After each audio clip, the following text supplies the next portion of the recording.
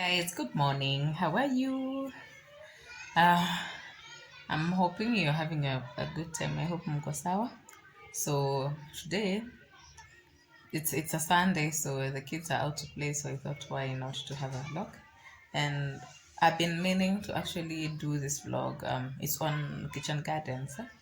So like in the first videos that I uploaded, I was talking about like being able, if you can be able to have a kitchen garden, go ahead and do it because it doesn't cost much. And besides, we're talking about food safety. Like you have to be aware of the safety of the food you're consuming, like where we're buying from. Are we sure about the safety? This is with regards to use and misuse of pesticides, of which there's a consumer report we launched in June, July, yeah, on consumer perspective on food safety in the country. And most of the challenges that were coming out as the food safety concerns, the leading was use and misuse of pesticides, and then we had market hygiene and sanitation, and then we had transportation of food, and then the other issue was on handling, personal hygiene and handling. So now on we did a number of webinars on yeah, market hygiene and sanitation. Pole, I'm forgetting. I think I slept very little. So we did a number of webinars on market hygiene and sanitation. And this is a conversation, guys, I encourage everybody because it's something that it's affecting all of us. So we are supposed to all be present so that we can air our views. We can't expect people to make the change that we anticipate. We have to be part of that change. Like right now, when we say, for example, we want our markets fixed, we're not going to buy food in markets where drainage is not well constructed, or it's not well taken care of, because sometimes when you go to markets, for instance, it's not a pleasing environment, especially when it rains.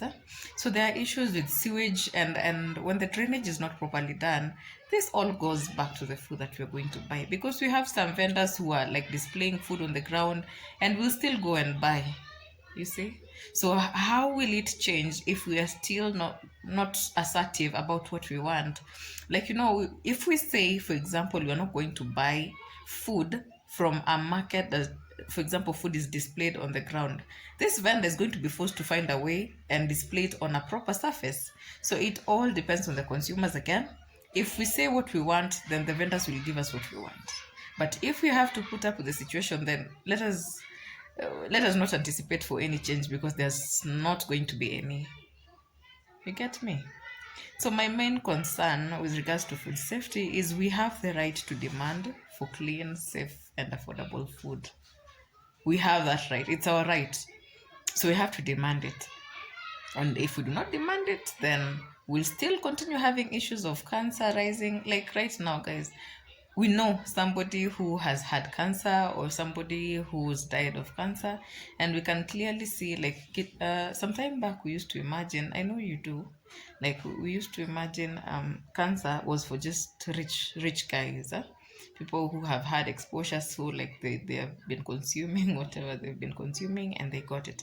But these days, everybody is at a risk of getting cancer, and this is because of the food we are consuming.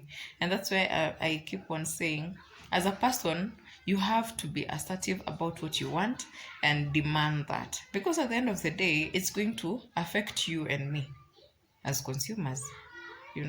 And on the point of kitchen gardens, that's why I kept on saying, if you can be able to grow, for example, things like spinach, coriander, dania, and ho tomatoes in your own small space, do that, because it's also something that is going to save you a big deal.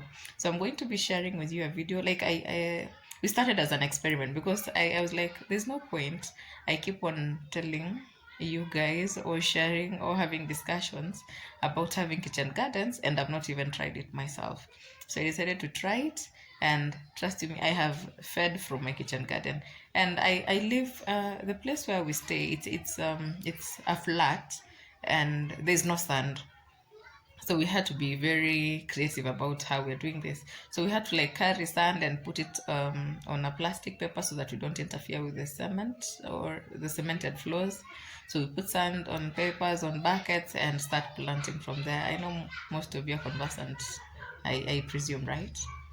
So if you're actually conversant with that, you can comment down below, so that we can actually prove it's doable.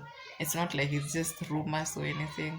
So we did that, and we did coriander. Myself, I did curly kale, and I did coriander, I did aloe vera, I did spinach, and spinach was doing very well, guys. I have eaten spinach from my farm. Like I can now say that. I did we've done garlic, by the way. It was the first time I have seen garlic grow. Garlic. Have you seen garlic? Oh, we just assume the way it's wet. Can you imagine garlic looks like an onion when it's growing? Something like that, like it's a grass. And ginger, you see, now these are things that begin to fascinate me, because there are things I didn't imagine grow the way they did, like garlic, like ginger. Like it's a very cute leaf. Oh my god, you guys should try. And for example, I didn't know, like garlic, you see the way sometimes when you keep it very long on the shelf, it starts to sprout. That is the seed, that is what you actually plant, the sprout, and it will grow and grow into a bulb again. So if you didn't know, now you know. And ginger also, these are things that actually I noticed ginger is it needs a lot of patience. When it sprouts, then you put it in the soil, and then you'll have to be very patient with it. But the results are also very, very amazing. So when you're home, for example, sometimes when you have that capsicum and you have the seeds, you dry them and try planting even in containers. Like it's fun. You will enjoy it, and at the end of it all, you'll actually enjoy it on the place. You know, it's a fun activity, and also it's a productive one. So there are just a few challenges that I was noticing, like my curly started wilting, yeah, and drying up. And then I was requesting for some help on organic methods of being able, yeah, I noticed it had aphids. Sorry, it had aphids. So I didn't know how to, because myself, I prefer organic farming. So I didn't know what to do, an organic control method for aphids. So somebody told me to do a mixture, guys, a mixture of soap, liquid soap, bicarbonate of soda, and what else was that? And vinegar. I tried that out and sprayed on my curly kale. Guys, they died. They died. Yes. They all dried up. And then after some time, I gave up. Actually, I was very sad, because this is something that was growing very nicely. If you know curly kale, then you know it has very big leaves. And when it grows, actually, when you want to cook, then you can maybe take like 5 leaves, depending on the size of your family. But you like need very few leaves to cook, and it's enough for like everybody in the house. So I was very sad that my curly kale had dried out, because I was trying to do, I think those are also challenges of organic farming. I think that's why so many people find it very difficult to do organic farming. So after some time, I noticed it started sprouting again. And guys, it has grown to be very beautiful. So I don't know if that is how it's supposed to work. If you have any idea about this, please comment again, comment, so that we can get to know these things. So what I'm just trying to say is it's doable. You try out, do some containers, as you have seen in the video clip I just shared. Try farm there, and then see. You will share the results. It's actually very, very nice. And that way, it's something you have seen grow. You have grown it yourself, so you are actually sure it's actually safe. So today, I think that is what we'll end at. And the next video that I'm going to be doing, please put on the notification bell, because I'm going to be uploading videos promptly. Like, I'm going to be on this platform. We are going to be together, you know, you and me and you. We are going to talk about food safety and other fun activities. I already miss you people, imagine, and we're still on the vlog. So now, please, if you have not subscribe. If you have not like the video, comment, share.